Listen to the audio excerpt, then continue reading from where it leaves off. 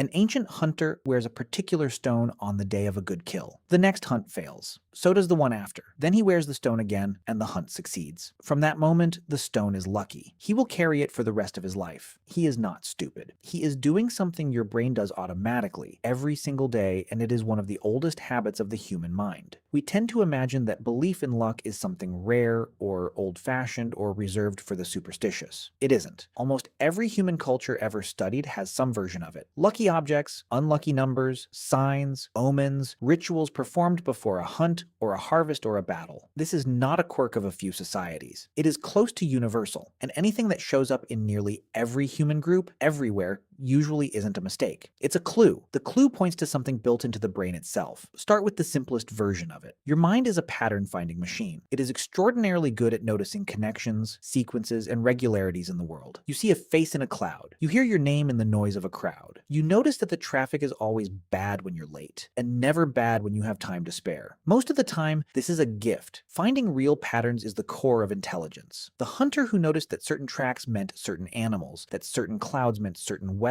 that certain plantings meant certain harvests, ate better and lived longer. Pattern detection is survival. But here's the thing about a machine tuned to find patterns. It does not only find the real ones, it finds patterns that aren't there. The science writer Michael Shermer gave this tendency a name. He calls it patternicity, the habit of finding meaningful patterns in meaningless noise. And his key point is that the brain does not have a reliable filter for telling the two apart. A true pattern and a false one feel exactly the same from the inside. The stone and the successful hunt is one such pattern. There is no connection between them. The stone did nothing. But the two events happened close together in time, once, and the mind did what minds do. It drew a line between them. It said, these go together. And once that line is drawn, it is very hard to erase, because every time the stone is worn and the hunt goes well, the pattern is confirmed. And every time the stone is worn and the hunt goes badly, well, something else must have gone wrong. This is the first piece of the puzzle. The mind sees patterns everywhere, including in pure coincidence. But that on its own doesn't explain luck, it explains a mistake. To understand why the mistake exists, you have to ask a stranger question. Why would a brain be built to be wrong in this particular way? The answer is that being wrong in this way was far safer than the alternative. Imagine a sound in the grass. Your ancestor has half a second to decide what it is. Maybe it's the wind. Maybe it's a predator. Now consider the two ways of being wrong. If they assume it's a lion and it's only the wind, they flinch, they lose a moment, they feel slightly foolish. That's the whole cost. But if they assume it's the wind and it's actually a lion, they die. Those two errors are not equal, not even close. So over millions of years, evolution built a brain that is deeply, systematically biased toward one of them. A brain that would rather assume a threat is there and be wrong 100 times than assume it isn't there and be wrong once. Because the 100 false alarms cost almost nothing, and the one missed lion costs everything. This is the logic underneath the whole thing. When the cost of a false positive is small, and the cost of a false negative is death, the smart move is to overdetect. To see the pattern, assume the connection, act as if the link is real, even when it usually isn't. And here is where it gets stranger, because the mind doesn't stop at patterns, it also sees intent. Consider that same rustle in the grass again. Your ancestor doesn't just register a pattern, a movement in the leaves. They register something more specific. Something is doing this. There is a mind behind it, an actor, an agent, something with a purpose that concerns them. This instinct to assume that events are caused by some agent rather than by blind chance is so strong that the psychologist Justin Barrett gave it a name. He called it a hyperactive agency detection device, a part of the mind whose job is to scan the world for other minds, and which is set to fire at the smallest excuse. And just like pattern detection, it is set to fire far too easily. You can watch it happen in yourself. A door creaks open in an empty house, and for a moment some part of you is certain someone opened it. The wind knocks something over behind you, and you spin around expecting a person. You see two dots and a line, and you cannot help but see a face. Your mind reaches constantly and automatically for an agent. A who, not a what. Now put those two instincts together. A mind that sees patterns in coincidence, and a mind that sees intent behind events. Combine them, and you get something very specific. You get a creature that looks at a run of good fortune and does not think, that was random. It thinks, something is favoring me. You get a creature that looks at a run of disasters and thinks, something is against me. You get luck. You get fate. You get the sense that the world is not neutral, but is watching, responding, keeping score. You can even manufacture this in a laboratory, and not just with humans. In the 1940s, the psychologist B.F. Chef Skinner put hungry pigeons in boxes and gave them food at completely random intervals, no matter what the birds did. There was no connection between their behavior and the food. But the pigeons didn't know that. Whatever a bird happened to be doing when the food arrived, it started doing more of. One turned in circles. One bobbed its head into a corner. One tossed its head as if lifting an invisible bar. Each bird had, in effect, invented a ritual, a superstition, a private theory that this action brings the food. They were doing exactly what the hunter did with his stone, noticing a coincidence, mistaking it for a cause, and repeating the action to hold onto the luck. The behavior didn't work, of course, but it didn't need to work to survive. It only needed to feel like it might. Which brings us to the part that changes how you should see all of this. We look back at ancient humans carrying lucky stones, reading omens in the flight of birds, performing rituals before a hunt, and it's tempting to feel a little superior, to think they simply didn't know better, that they were reasoning badly, and that we, with our science and our data, have grown out of it. But they were not reasoning badly. They were reasoning exactly the way a well-built survival machine is supposed to reason in a dangerous and uncertain world. In an environment where you cannot see all the causes, where a missed pattern can kill you and a false one rarely does, betting on connection is not stupid. It is the correct strategy. The belief in luck is not a failure of the ancient mind. It is that mind working precisely as designed. And that same machine did not switch off when we invented science. Think about the last time something good happened after you did some small, particular thing, wore a certain shirt, sat in a certain seat, followed a certain routine before something important. And think about how quietly, how automatically a part of you filed that away. Not as a conscious belief, maybe. You would never defend it out loud, but it's there. The lucky number you'd never bet against, the wood you knock on, the exact order you get ready in before a game or a performance, the way you reach for your phone and feel, for no reason you could name, that today is going to go your way, or that it isn't. The small ritual before the interview, the flight, the sense, in a hard week, that the world has turned against you personally. None of that is a leftover from a more primitive age. It is the same pattern machine, the same agency detector, the same ancient bet on connection running in your head right now, exactly as it ran in the hunters. You did not inherit his stone. You inherited the mind that made the stone lucky. He kept it in his hand because the world was uncertain, and the machine in his skull did what it was built to do. So does yours. Every lucky charm you have ever owned is the same stone, picked up again tens of thousands of years later by the same hand.